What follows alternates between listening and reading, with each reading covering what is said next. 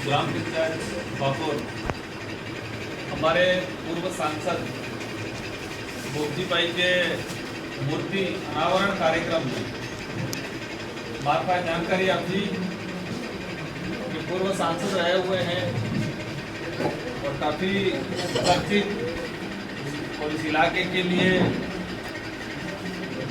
लड़ने वाले, जब हम पैदा ही नहीं हुए थे उस समय वो सांसद बने थे। उनकी मूर्ति का अनावरण है, परिवारजन और गांव की सबकी सहमति बनी है इनकी मूर्ति लगाने की गांव के चौराहे पे। तो मेरे पास जानकारी आई तो मैंने सहमति दी कि आज जैसे सांसद हूँ मैं और मेरी जगह जो रहे हैं उनकी मूर्ति का अगर अनावरण है तो इससे बड़ा और सौभाग्य की बात कोई और नहीं हो सकती। मैं उनको पुनः याद करना चाहूँगा और मैं मूर्ति अनावरण की दूँ तुरंत मैं दिमाग में अबजू कि इनका जो कार्यकाल रहा है उस कार्यकाल के दौरान लोकसभा में उन्होंने क्या क्या लेटर, क्या क्या पत्राचार या क्या क्या बात रखी थी, इन सबका मैं निकालूंगा, इतिहास निकालूंगा। और यहाँ के साथियों से और सरपंच साहब से मेरा अनुरोध है कि इन्होंने इनकी कोई जीवनी लिखी है किसी ने, इनके बारे में कोई जीवनी नहीं लिखी है तो परिवार की तरफ से जो पढ़ा लिखा साथी हो, जो वर्तमान में भोगजी भाई को अपना दादा या परदादा मानता हो, तो उनकी जिम्मेदारी बनती है कि उनके बारे में एक जीवनी लिखे। मूर्ति तो हमने लगा दी लेकिन इनके बारे में जीवनी और इनके जो कार्य थे, उनके जो विचार थे, अगर वो हम नहीं जान पाएंगे, आने वाली पीढ़ी नहीं जान पाएगी तो सार्थक नहीं हो पाएगा, उनके विचार आगे नहीं बढ़ पाएंगे। मेन बात तो वो सेकंड, इस ग्राम पंचायत बापुर में बुला के सरपंच साहब ने हमारे तमाम पार्टी पदाधिकारी और आपके गुरु, आपके साथी सबका हमारा स्वागत किया, उसके लिए आप सभी का तहे दिल से धन्यवाद। पूरे गांव के साथियों को, पूरे गांव के हमारे वडील, बड़े बुजुर्ग, युवा साथी, आप सबको मेरी ओर से तहे दिल से धन्यवाद। आपने लोकसभा चुनाव में एक तरफा मतदान करके मुझे सांसद बना के भेजने का काम किया, उसके लिए मैं पुनः आपको आज इस कार्यक्रम के माध्यम से इस ग्राम पंचायत की पीड़ा, ये पीड़ा हमारे पास आने से पहले हमें आभास हो गया और हम लंबे समय से कहते आ रहे हैं, बांसवाड़ा हो, डूंगरपुर हो या प्रतापगढ़ हो या हमारा गढ़ी हो, जो नगर पालिका, नगर परिषद में क्षेत्र आ गया है या उसके पेराफेरी क्षेत्र आ गया है, तो वहां के भाइयों की स्थिति बहुत खराब होने वाली है। यही पीड़ा आज हमको भापुर में सुनने मिली और उसको लेके तो मैं सरपंच साहब और हमारे हेमंत भाई, पड़ोसी सब, दिलीप भाई, सबसे नाराज हूँ, आप सबसे नाराज हूँ।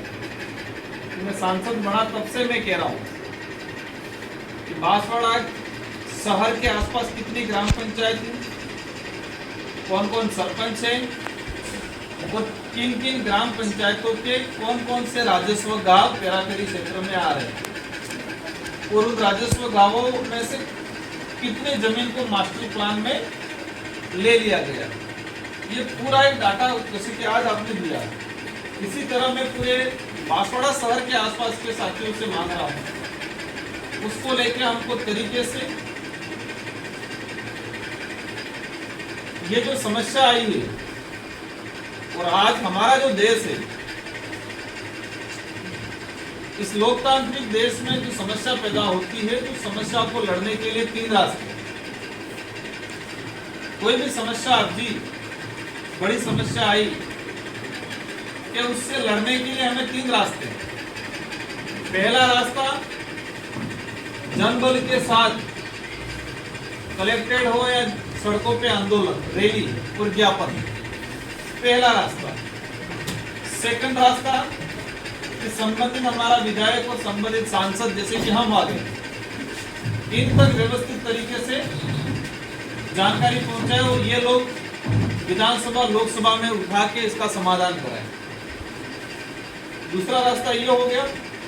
और तीसरा रास्ता कि हम कोर्ट में जाए। किसमें जाए? कोर्ट में जाए।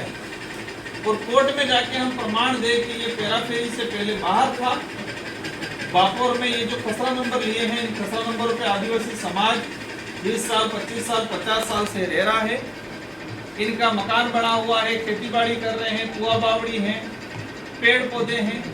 ये प्रमाण देना पड़ेगा कोर्ट में, क्योंकि मास्टर प्लान बना है 2013 में शायद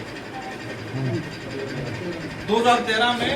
तो 2013 में जब मास्टर प्लान बना उससे पहले हमारे लोग रह रहे हैं, तो उसका सूची बना के हमको कोर्ट में देना पड़ेगा। और कोर्ट से हमें पेराफेरी क्षेत्र से हमारी ग्राम पंचायत को बाहर निकालने के लिए लड़ाई लड़नी। ये जो समस्या है, ये समस्या हमने समस्या मैंने कहा कि लोकतांत्रिक देश में समस्या के समाधान के लिए 3 रास्ते हैं। मैं वापस दोहरा दूं। पहला रास्ता कि जो समस्या से ग्रसित है वो समझ ले कि समस्या क्या है। जो समस्या देखिए पीड़ित है, खुद समझ ले ये परिवार, ये गांव की समस्या क्या है, और उस बात को लेके कलेक्टेड या यहाँ सड़क पे आंदोलन, रैली, ज्ञापन करें। पहली बात। सेकंड बात, विधायक और सांसद से संपर्क करके इस बात को विधानसभा लोकसभा में उठाए। दूसरा रास्ता। और तीसरा रास्ता कोर्ट वाला। अब मेरा जहां तक मानना है, ये भापोर अकेले की बात नहीं है, पूरे आदिवासी क्षेत्र के जिले हैं, जिलों के जो शहर हैं, शहर के आसपास के गांवों की बात है। और यहाँ की बांसवाड़ा की बात करें जिसमें एक भी रास्ते अभी तक चले नहीं होंगे। एक भी रास्ते अगर चले हो तो अच्छी बात है।